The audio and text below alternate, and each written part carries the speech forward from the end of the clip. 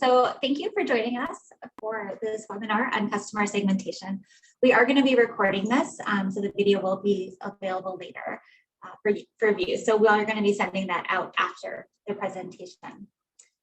So a little bit about me and what our company does. So my name is Mackenzie Walters.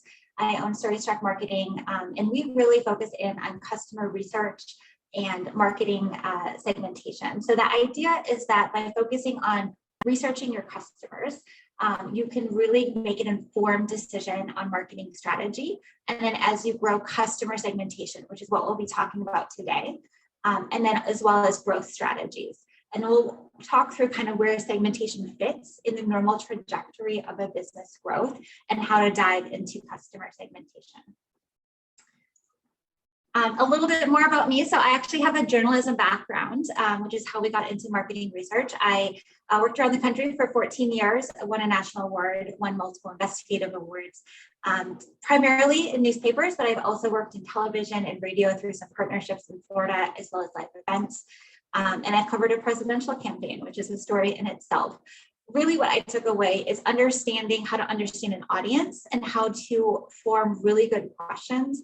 And oftentimes that is the hardest thing of journalism. And I would argue marketing, creating a really good marketing strategy or executing marketing well, is being able to understand what questions to ask and what information to gather and how to act on that information. And that's what we're going to be talking about today. So really the basis is can you better understand your audience? That's really what we're going to be focusing on. And what do you do when you have multiple different audiences or segments is what folks call them. So how do you navigate that? Here are some really common warning signs that maybe you haven't tied into your audience as or your segments as well as you could be. So if you are ever in a room with another marketer or a business leader or organization leader, and they start saying things like, well, this is what I prefer in my marketing, or this is how I like to be messaged to, you're typically basing your decisions on your own preferences and not of your target market or your target audience. And that's a warning sign that there is a disconnect that can really walk through all of your marketing. Another common pitfall I see is brainstorming. So marketers, business leaders, really smart people, they get together in the room, they have all kinds of great ideas, but again, you're not focusing on your target audience, you're now focusing on multiple people's preferences, typically within that room. And this is why even really big companies will invest in marketing research, because even they might have the best MBAs in the room or the best marketing managers in the room, but they realize that they're not their target market. I've also seen companies really focus in on an industry playbook. So they realize that they're not the target market, so they're going to look at what other competitors are doing in this space and sort of follow their lead. And so what you're then doing is you're basing your marketing strategy on competitors' decisions, not your own. And if you are familiar with that concept of positioning, so you try to position your company away from your competitors in the market landscape. So you create some space. So it becomes, for a certain segment of the audience, it becomes a clearer choice. You can see car manufacturers do this. So certain people are drawn to Tesla and others are drawn to Ford or Chevy. But if you start just following your competitor's playbook, you close that space. There's a really good example of this in the Wall Street Journal reporting on Bed Bath & Beyond. They started following the industry playbook, which has been used by Target and some other businesses, and they stopped listening to their customers, and it was not to a good effect. The last thing I see is sometimes people just don't know what to do, but they know they need to do something. So they start throwing spaghetti against the wall. They just adopt the latest trends or whatever is new or what their friend is doing or what they saw on Facebook or talked about with a marketing group. And it's not necessarily, it's a bad thing, but what we have found is that certain marketing infrastructure, certain marketing approaches and campaigns can be really effective for one company, but not as effective for the other. So when you ground yourself in your target audience based on research and you make decisions, you avoid some of these pitfalls. So how do you do that? I talk a lot about the third conversation in marketing. So this is the idea that within a company, you oftentimes have a sales conversation. So you might be selling one-to-one, you might be selling in part to like a distributor or a channel network, and then you're having those one-to-one conversations with your customers in that capacity. You're typically also having a second conversation as you serve your customers. So you're sending the product, they're walking through the service experience. They might have call with questions or concerns, and you're serving them in that way. But then you're not really talking to them in a different way, which is the third conversation, the marketing conversation. And really the idea of marketing research is you're having that third conversation. So typically it should be confidential or summarized so people can really feel free to talk. I know in the Midwest, especially, this is important. There's this fear of like, Iowa nice or Minnesota nice, where you don't want to offend somebody. There's also this sense of knowing that this is not a sales pitch. So, people in a sales pitch tend to have their guard up versus when you're in more of a marketing conversation, you're really more in listening mode than talking mode. In a service experience or a product experience, you can also have this dialogue. You want certain deliverables or a certain timeline. And what folks don't really want to say is that they don't want to get into a dialogue if they can avoid it typically. So the marketing, because it's confidential, you're able to have more of that experience. Unlike sales and customer service, which are typically one-to-one conversations, so you're talking one-on-one with a person, you're trying to respond to their specific needs. Marketing is much more of a trend. So you're looking at big trends within your customer base, because you know that in marketing, you can't be on all the platforms and be everywhere, and you have to make choices. And you also have a limited budget and marketing and advertising spend. So how do you use that wisely? You do it by focusing on your target audience. Your target audience might be made up of your current customers. That's oftentimes where we like to start. You might look at past customers or missed customers, folks who wanted to buy or were interested in buying but didn't. And you might also look at, there's different avenues within the marketing research where you can actually recruit participants to or survey panels. So if you want to reach a certain segment, but you don't know how to reach them, you can actually, through incentives, try to find those through the research. So where does customer segmentation fall within the general trajectory of a business? So oftentimes what we find is a business will start and they'll just say, hey, we serve everyone. And really what you're saying is that we don't really have the direction. We're just going to put our message out to whoever we can, and we're going to go from there. Typically, the next stage we see is you define a target market strategy. Say, okay, here is, we're going to really narrow in on a single audience. It's almost like a dart. You're throwing that dart against the board. You're trying to hit the bullseye. But even if you don't, you're still within the range. You're able to serve those customers. And then oftentimes what we'll see is businesses are ready to grow to customer segmentation, which is they want to serve a diverse mix of customers, or they have a really diverse product line. And so what you start doing is saying, okay, what are the 3 or 4 marketing targets or audiences that we can serve? And you start to expand that way. The next phase is typically more of a growth strategy. So here are the 3 or 4 segments that we've reached. We've really gone deep into that. Now we're going to look at adding products to continue to serve those customers. We're going to look at adding or expanding into markets. And I'm going to share an example of a publicly traded company that have walked through all of these stages to give you a sense of what that looks like. Before we do that, though, I wanted to just walk through kind of how we've seen the best companies really execute this. So you start off with not very much of a direction. You engage in marketing research and typically strategy on what are the big things you want to accomplish and the little things as well, the daily plan that you're executing. And the target market execution, that would be updating your website, what channels are advertising. All of the marketing research and strategy is going to inform what you say, where you invest your money, and things like that. Customer segmentation, now your marketing is a little bit more complex. And again, you're going to create execution so that you have all of your segments represented in different ways within your investments in marketing and within your campaigns. The same is true for growth. We typically say that within every 2 years, you're going to want to re-engage with your customer base, just because markets shift, trends shift. And we're going to share an example of that where one of our clients needed to kind of shift some of their programming in order to keep up with where their customers were at and what they were looking for.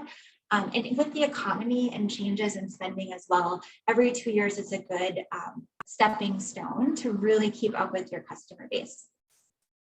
So what do you get out of customer research? Probably the biggest takeaway, especially if you are in that marketing strategy phase or the customer segmentation phase, is really a deep understanding of your customer journey. You're not guessing, you're not making assumptions, you're saying how are people interacting and finding us, and how are they moving through? So this is the model we use with our clients. You can see there's different models out there of customer journey. The idea is that they've never heard of you before, then they become aware. When we do marketing research, we ask questions like, at what point did you become aware of the need for a solution? So what was the triggering piece about wanting to look for a solution or needing to become aware of that? Consideration is where they might be doing a little bit more research. We're finding more and more companies and customers for B2C are looking online before they ever reach out to you. Verification, we live in an Amazon world. People are looking for those testimonials, those customer reviews, which sometimes becomes very, very important to certain customer types. And I'll share an example of that as well. Conversion is that first sale or that first interaction. So it's not just the sales process, it's also the onboarding process, the shipping process, that first experience with your product or service. Loyalty is now they're coming back. They're engaging with you a second time. They're renewing a subscription. They're buying a second type of product or service from you. And advocacy is where they're actually talking to their friends or family or colleagues or peers about you. So throughout this, you're starting to get into customer preferences and motivations. You're getting to better understand their experiences, not just in how you are engaging them, but how you're retaining them and what to improve. One of the most important parts is the messaging. So oftentimes people fumble with messaging. They think about how they would like to be marketed to. When you do this kind of research, you can really start to say, these are the top 3 priorities of messaging. This should be on our product. This is what we should be really focusing on for the specific target audience.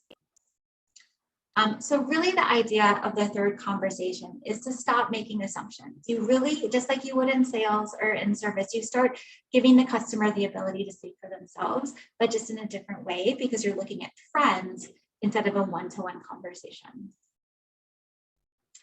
So let's talk about the different types of research, and this is really the bedrock to your strategy or customer segmentation strategy.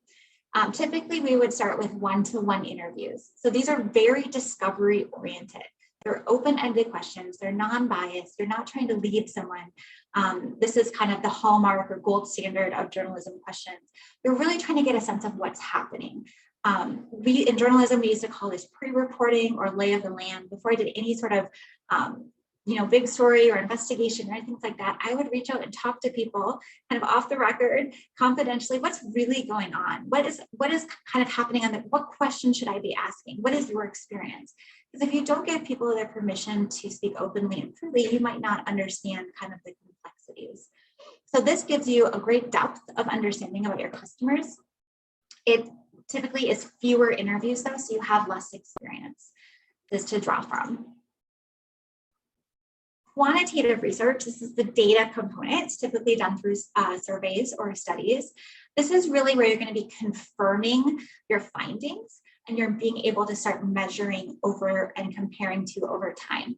So these questions are typically found within the qualitative. So the findings, what's important to your customers, you then are able to confirm through these surveys. And most of these are multiple choice. So you might have a, select other or not applicable, but you still have to make assumptions, right? And we want to base that in research as much as possible about what people are looking for so they can be the most accurate as possible. The great thing about these is you can get a wide variety of people, a lot more people responding to them, but the depth of these findings are really short. Typically, we're looking at 5 minutes or less to fill these out. So it's really focusing in on the most important questions that you want to find for your product or service moving forward. So when you connect marketing research to your customers, you're doing that discovery phase with the interviews, you're doing a confirmation measurement phase, and sometimes companies will also do a testing phase. So the focus groups or kind of facilitated conversations often comes after the data component, and that's really where you want to test messaging. You have multiple campaigns, you want to see the emotional response of the customer, and that typically comes later. So how do you apply this? So when we partner directly with companies or when we partner with business consultants or marketing agencies, what we typically do is we take the research findings, you compare it to what you're currently doing, your current business goals, and then you're also comparing it to best practices. And you're saying, how can we grow, giving our findings of what our target audience is looking for, their messaging, or it resonates with them, what their channels are, how we need to change what we're currently doing, and what we know the best practices are for these areas. And that's going to give you the next steps for that big picture. So not only what to do first, second, and third, but also kind of where to invest because you know where your customers are hanging out or what's going to move them along their customer journey. So I want to give you a really brief example of a publicly traded company, especially in the specialty premium coffee business, that has walked through this. And because they're publicly traded, we can kind of peek behind the scenes a little bit and see what they've done. That company is Black Rifle. They have had a very fast growth trajectory. This is a little controversial. People either love them or hate them, but that's why it makes such a great example. So this company was founded by Evan Hager. He's a Green Beret, Special Forces in the U.S. Army. And when he was home from deployments, he started just in his garage roasting beans for friends and family. And then he started selling them. And he focused on a target market, which is what he knew best. It's the life he lived, which was military members. He specifically oriented everything towards that target market.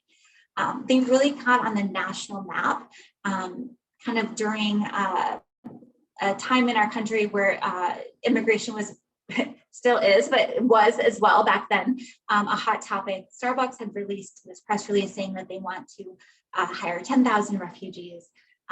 They released this tweet that said they're going to hire 10,000 veterans, and this was the controversial post that they went into. And you either loved it and you wanted to buy from this company and support them, or you hated it, and the people who loved it sort of loved the fact that you hated it. So it was really speaking to their audience.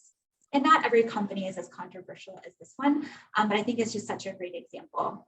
As they grew, they decided to segment. So they really focused in on military and then veterans, first responders, and then hunters as their three segments. Throughout their company, how they're messaging, how they're marketing, where their distributions are, like they're in Bass Pro Shops, which is really caters to hunters, where their charitable goods are, what they're doing there, is really throughout their segments. And if you're not in the segment and you buy for them, great, but they're not trying to reach you.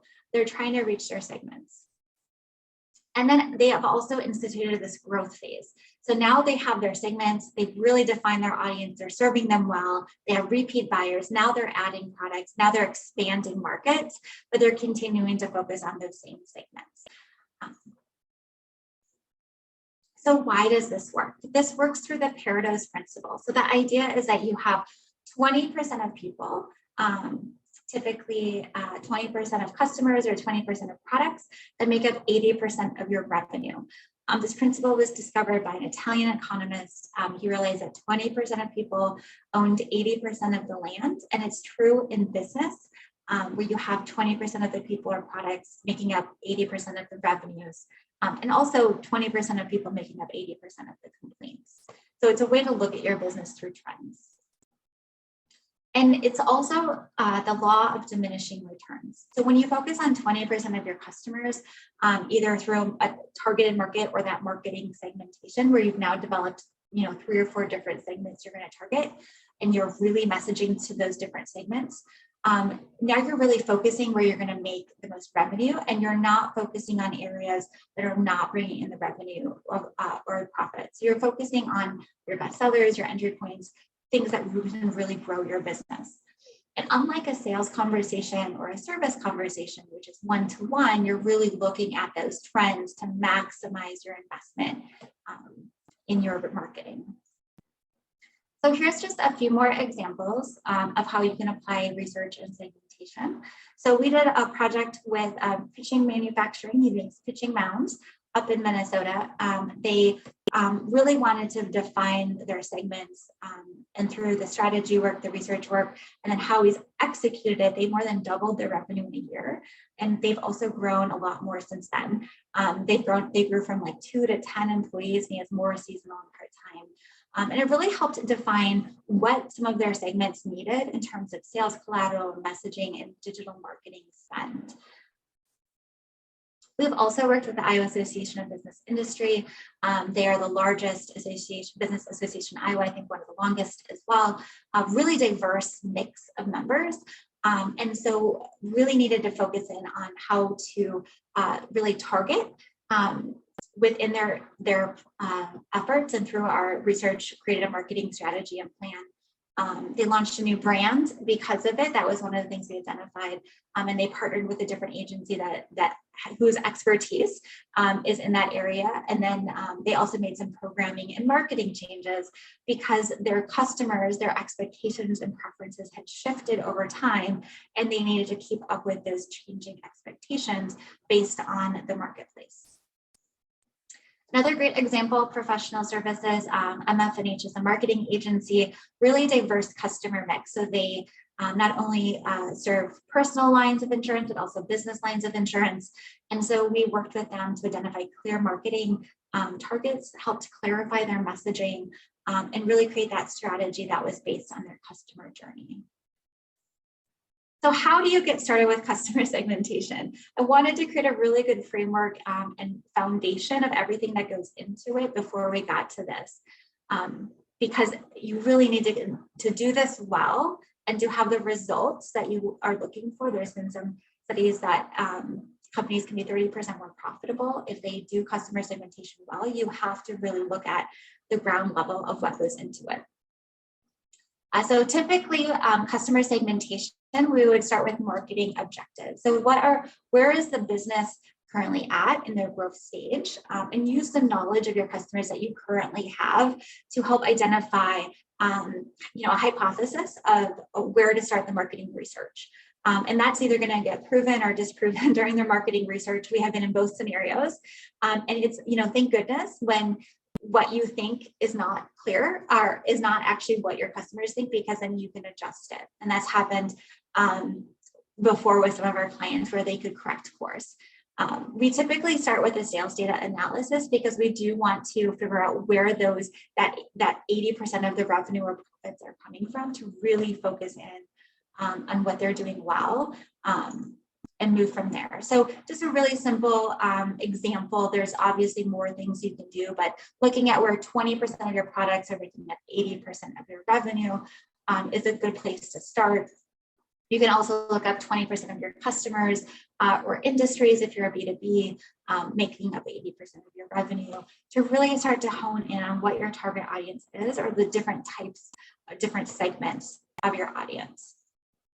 Then you're going to look at customer research. So using that research we just talked about with your sales data, you're going to start identifying trends within the research as well as your data. So you can really start to paint a picture of who that target audience is and what they're looking for and what their messaging is about. Here are some examples of the different types of trends that you're looking for. So within segmentation, a really great place to start is within demographics for B2C, or firmographics. That's the makeup of a business for B2B. Age, gender, kind of generally location. For industries, you're looking at the size of the company, where what they're doing, what their service is, but also maturity level. What stage of growth are they at? We're looking at behaviors, both for B2C and B2B. So what is motivating them to purchase? Where are their interests? You might be looking at the standard of living, disposable income for B2C. B2B is what is triggering that decision for them? What is forcing them to move forward and solve this problem and seek a solution outside of what they're currently able to do internally? You're also really looking at purchasing and use, especially for subscription companies or repeat companies where that loyalty is important. You want to be monitoring that. This is also where you might start looking at customer tiering. So how do you serve different customers differently, even within that niche? And that's something that we can help with. It's oftentimes smart to look at geography as well. And so especially with digital ads and being able to target by location, making that cross-reference of where are the majority of folks might be hanging out and how you can reach them online. Motivators and drivers, this is also called psychographic. So you're looking for B2C at lifestyles, your attitudes or opinions. So this is where Black Rifle comes in. They really focus in on the opinions of the people that they serve, the values that they stand for, that common experience. For B2B, it's a little bit different, but there are still business goals that they're trying to reach, professional goals, depending on who the buyer is. It might come to surprise you, but there's also an emotional response with B2B buyers. So because these are oftentimes longer term partnerships, that relationship becomes important for the buyer. You're looking at the service, the response, the experience, all of those things in addition to what's bringing them in their first place. We typically then develop personas, or if we're working with an agency or an in-house strategist, oftentimes they will collaborate with them or they'll work with that. And that's really giving you a framework for your marketers to be able to really focus in on who your target market is. You start to kind of see them as a real person. And I'll go into that in a minute. We also typically hold strategy sessions. You always want your strategy to feel doable, to feel like you can accomplish it within the resources and the budget that you have. And so that's kind of where those changes and is shifting. With more complex businesses, it's been interesting. We're seeing more of a focus. If these are multiple industries, they're also starting to shift, making internal decisions on staff allocation to kind of create expertises within a specific industry, which is a really interesting trend. That's actually how newsrooms and journalism is set up, is you have kind of beats, you become an expert in a certain area. It's interesting that businesses are starting to do the same. And then you have your segmentation strategy. So this is what you do short-term, immediately short-term, long-term, in order to reach your goals. These are the big things that you want to accomplish. And typically a plan is a little bit more granular. It's kind of where the rubber meets the road. It might be a 12-month plan, very tactical in terms of how you're going to execute it. Customer personas. So this is one of the mistakes we often see is people will develop a persona, but and they might be able to pull from past sales data or sales conversations or experiences. And you can sometimes get information like the ages or where they live or things like that. But what you're not getting is why they're buying, or what is motivating them, or what their goals are, or what are they resisting, what may cause them to leave or walk away from the sale or leave you after the service. So when we develop personas, we really want to ground this in accurate research that's based on your actual customers and not just guesses of who they might be, because again, we want to base this in the reality so you can make better decisions on how you're going to allocate marketing. I wanted to give you some examples, and obviously I can't get into the details of these, but some examples we've run into in our research of types of personas that can help inform decisions. So this is, we had run into one that was very value oriented. They really were focused on outcomes. We've seen this both in the B2B and the B2C space. So price is less of a consideration. They're really focusing on that service experience and what they're getting as a result. And that's going to translate into your messaging, how you're serving customers, all of those different things. It also impact your pricing, right? If it's less price, if they're less price sensitive. We've also run I've run into them where they're in the same organization, which is where the segmentation comes in, right? Because you're reaching different types of personas. Very service oriented, so they really tend to defer the expertise. So they want to be led through a process. They want to look at you for that expertise, but they really hold on to that relationship and might be very quick to leave if they feel like the expectations of that service or that relationship are not being met. So how you market or talk to someone who sort of service oriented versus results oriented is different, and how you do it within the same marketing messages can also be kind of how you segment, how you incorporate both of those personas and what they're looking for. We've also run into someone who's a persona that's very eager to try. They might jump in, but they're also very skeptical, and so they might jump out really quickly as well. If you are having trouble with customer churn, this might be something to consider looking at in more depth, and why they're jumping out, and why they're jumping in so quickly. So what is really the root issue?